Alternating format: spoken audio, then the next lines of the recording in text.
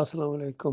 یہ اوپر دو ٹیلی فونک گفتگو آپ نے سنی ہے محمد حنیف صاحب کی، کس طرح وہ اپنے شرک میں پکے ہیں اور کس طرح انہوں نے انا کا مسئلہ بنا لیا ہے ضد کے اندر، بغیم بینہم، آپس میں ضد کی وجہ سے انہوں نے تفرقے کیے۔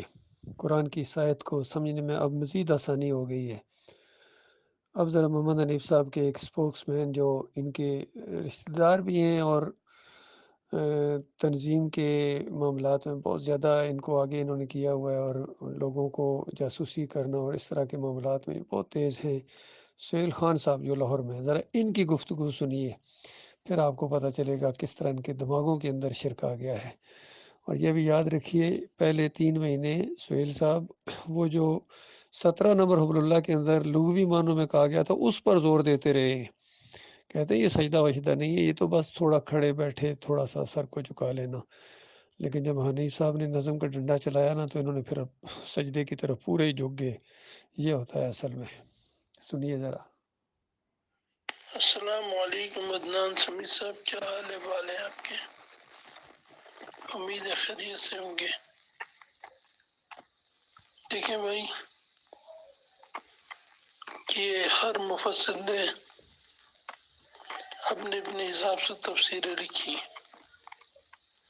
ہم کسی مفسر کی تفسیر ماننے کے پابند نہیں ہیں۔ یہاں روک کے میں ذرا ایک بات عرض کروں گا، کہتے ہیں ہم کسی مفسر کی تفسیر کے پابند نہیں ہیں، آپ محمد حنیف کی تفسیر کے پابند ہیں۔ آپ ذرا اسے ایک بال برابر ادھر ادھر ہٹ کے دیکھیں، پھر دیکھیں آپ کے ساتھ کیا ہوتا ہے۔ سارے سلسلے آپ کے روک دیے جائیں گے، پابند ہیں آپ۔ پہلے آپ کا یہ عقیدہ تھا کہ لغوی طور پر، اب آپ کا یہ عقیدہ ہے کہ بس سجدہ ہوا ہے جی، تو پابند ہیں یا نہیں؟ ہم صرف قرآن مجید اور حدیث نبی صلی اللہ علیہ وسلم کو لیتے ہیں اور کسی چیز کو نہیں۔ کس قدر فریب ہے۔ قرآن مجید کے اندر اس بارے میں واضح معاملہ ہے کہ لی ساجدین، کہ مجھے سجدہ کرتے ہوئے دیکھا،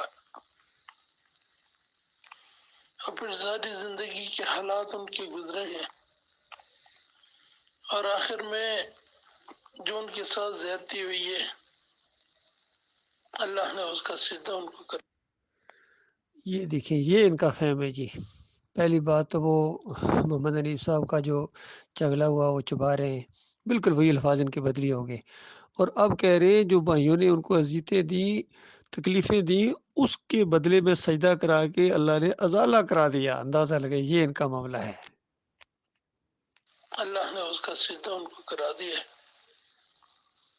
ہم نہیں جانتے کیوں ہوا ہے، کیسے ہوا ہے، کس حالت میں ہوا ہے۔ قرآن کہہ رہا ہے خرو، کہ وہ گر گئے، لہو سجدہ، اس کے واسطے سجدے میں۔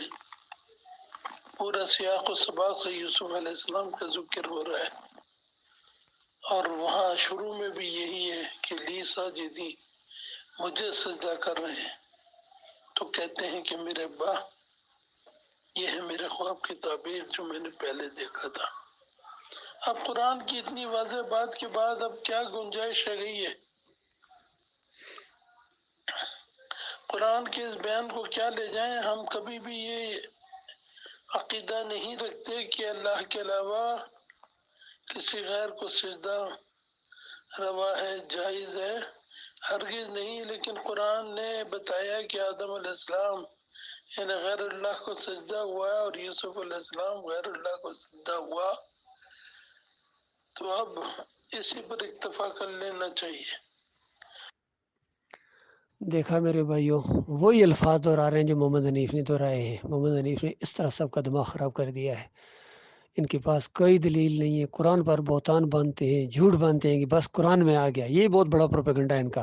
عام لوگ سمجھتے ہیں اچھا بھی واقعی قرآن میں آ گیا، اس طرح انہوں نے فریب دیا ہے لوگوں کو۔ قرآن میں آیا ہے کہ وہ سارے اللہ کے سامنے سجدہ ریز ہوگی، یہ قرآن میں آیا ہے، اور قرآن میں یعقوب علیہ السلام کی تعبیر اور تعویل موجود ہے، اور انہوں نے کبھی سجدے کا ذکر اس طریقے سے نہیں کیا جس طرح محمد حنیف صاحب کرتے ہیں۔ وہ سوچ بھی نہیں سکتے تھے کہ وہ خاندان جو ہے، جو موحد خاندان ہے، جہاد کی اللہ تعالیٰ کے راستے میں، شرک کا دشمن خاندان اور ما کان من المشرکین کے الفاظ آئے ان کے لیے، ابراہیم علیہ السلام کے لیے، اس خاندان کے اوپر یہ دبے لگاتے ہیں. کیا بے ایمانو، اور تمہاری طرح مشرک تھے، تمہارے دماغ کی طرح ان کا بھی دماغ تھا. آنے دو قیامت کا دن، تمہیں سب پتہ چل جائے گا. جو تم نے فریب کیا ہے اللہ کی کتاب کے ساتھ اور مومنوں کے ساتھ، اور مومنوں کی جماعت کو پھر مشرک بنا دیا، مجاور بنا دیا مجاہدوں کو، اس کا تمہیں پورا حساب دینا پڑے گا.